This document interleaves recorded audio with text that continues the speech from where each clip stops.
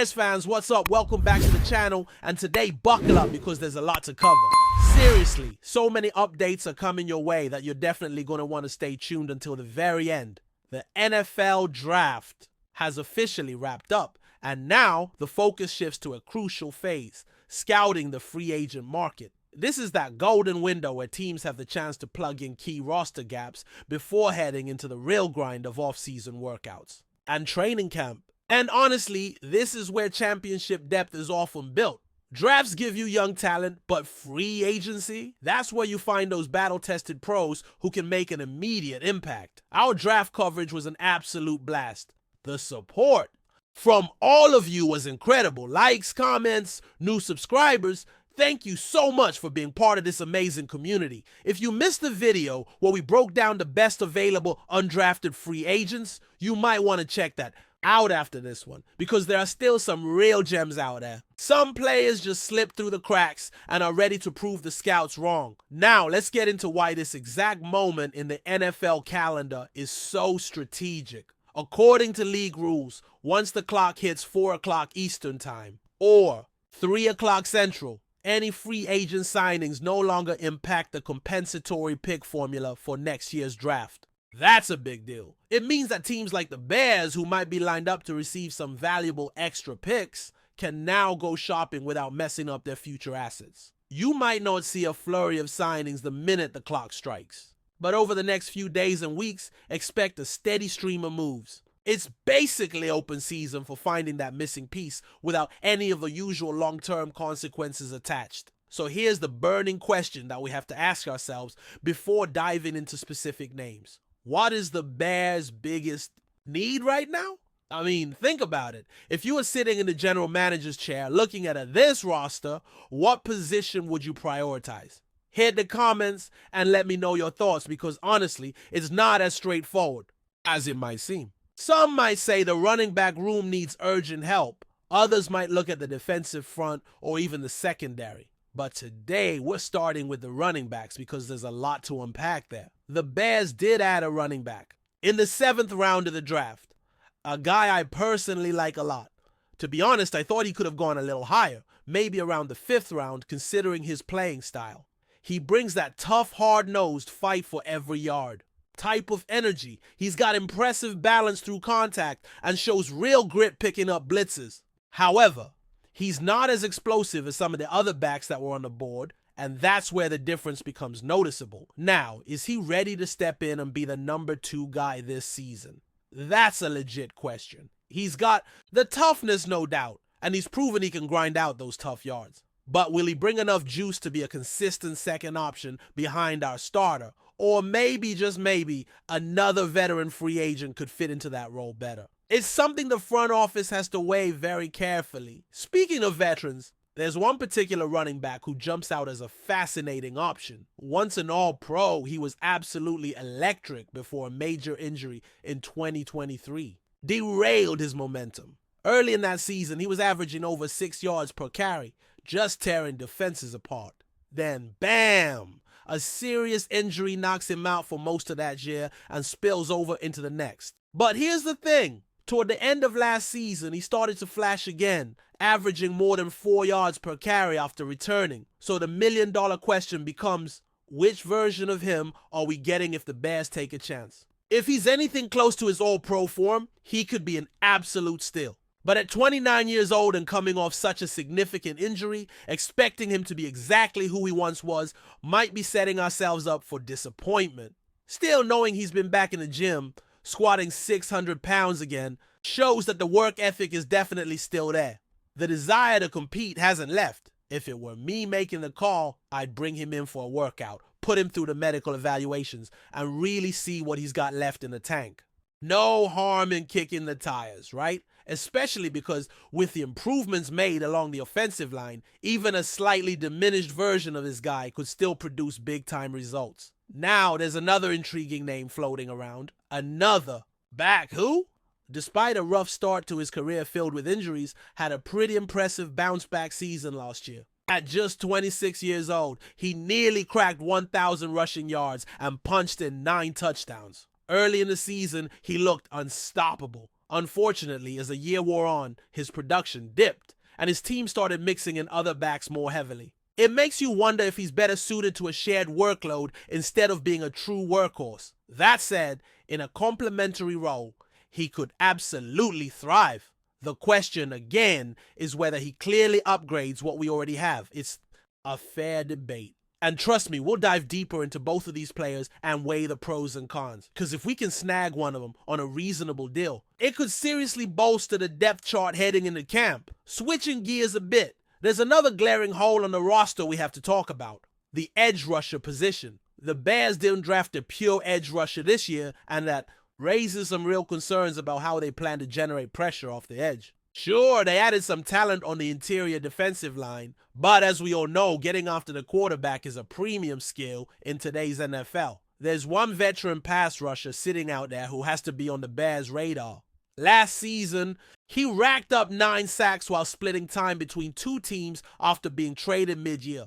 He's proven, he's durable, and he knows how to get to the quarterback. Bringing him in would not only boost the pass rush, but also allow some of the younger players to develop at a more natural pace rather than throwing them into the fire right away.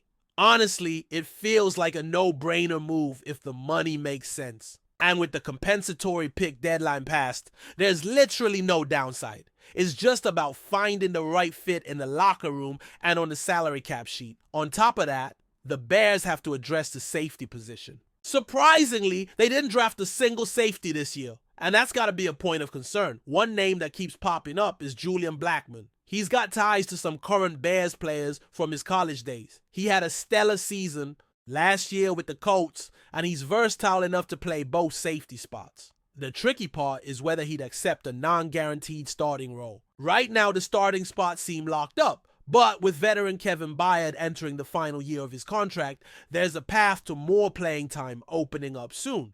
Plus, with Jaquan Brisker's unfortunate history of concussions, depth at the position becomes even more critical. If you're thinking long-term, adding a guy like Blackmon could be a huge win. Even if he starts out rotating in, he'd have a real chance to step up in the near future. Depth, versatility, upside, that's what smart front offices are always chasing. And speaking of smart moves, another linebacker option worth mentioning is Jawan Bentley. Coming off an injury but reportedly fully healthy now, Bentley has posted 3 straight seasons with over 100 tackles. He's tough, he's experienced, and he's got a Super Bowl ring to prove he knows what it takes to win. Again, the question is whether he'd be willing to come in knowing he might not be a full-time starter. The Bears usually roll with just 2 linebackers in their base defense, so there might not be a clear starting spot available right away. But even so, getting a player of Bentley's caliber into the rotation could only help.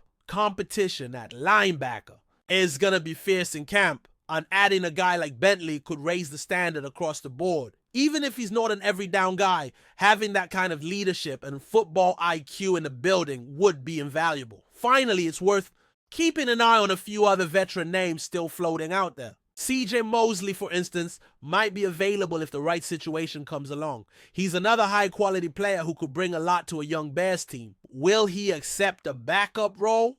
Hard to say. But you better believe that every front office in the league is keeping tabs on who's available and who might fit as rosters start to take shape heading into the summer months. So, Bears fans, the stage is set.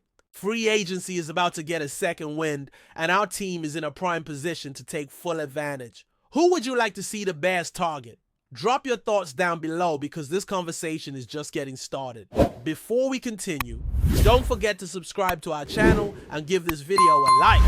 Your support helps us keep bringing you the latest updates on our Chicago Bears. And don't be shy. Drop your thoughts on the news in the comments below. In a shocking turn of events, Nick Bosa has left the San Francisco 49ers and signed with the Chicago Bears, sending ripples through the NFL community. The move, which seemed unthinkable just a few weeks ago, has raised questions about the 49ers' defensive future and the Bears' ambitions heading into the next season. Bosa, one of the league's premier pass rushers, was a cornerstone of the 49ers' defense, earning a reputation as one of the most dominant defensive players in the NFL. His ability to disrupt quarterbacks, stop the run, and alter games with his relentless pursuit was key to San Francisco's success in recent seasons. After an impressive 2023 campaign that saw him earn Defensive Player of the Year honors, Bosa was expected to be a fixture in the 49ers' plans for years to come. However, after months of speculation, the unexpected news broke that Bosa had agreed to terms with the Chicago Bears on a multi-year deal worth a staggering $200 million. The Bears, known for their storied defensive history, have been in the midst of a rebuild and have made it clear that they are all in on returning to contender status. The addition of Bosa is a monumental statement of intent, marking their desire to build a defense capable of competing at the highest level. With the Bears' defense struggling in recent years, Bosa's presence will instantly elevate their pass rush, bringing a new level of intensity and fear to opposing quarterbacks. For the 49ers, the loss of Bosa is a devastating blow. With his ability to change the course of a game, Bosa was not just a leader in a locker room, but a player who elevated the entire defense. His departure leaves a massive hole in the 49ers' defensive front, and while they have solid players in place, replacing Bosa's unique skill set will be a challenge. It also raises questions about the 49ers'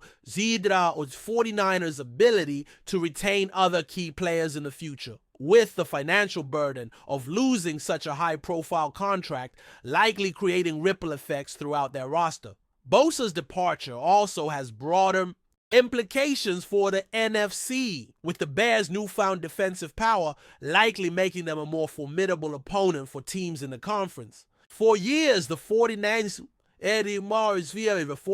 and Bears have been rivals, and now with Bosa in Chicago, that rivalry could intensify in ways not seen before. In an emotional farewell to the 49ers fans, Bosa posted a message on social media thanking the team, the organization, and the faithful for their support throughout his tenure. However, he also made it clear that he felt this new chapter with the Bears was the right move for his career and his future. The NFL world will be watching closely as Bosa prepares for life with the Bears. Fans in Chicago are already buzzing with excitement, while 49ers supporters are left to wonder what could have been.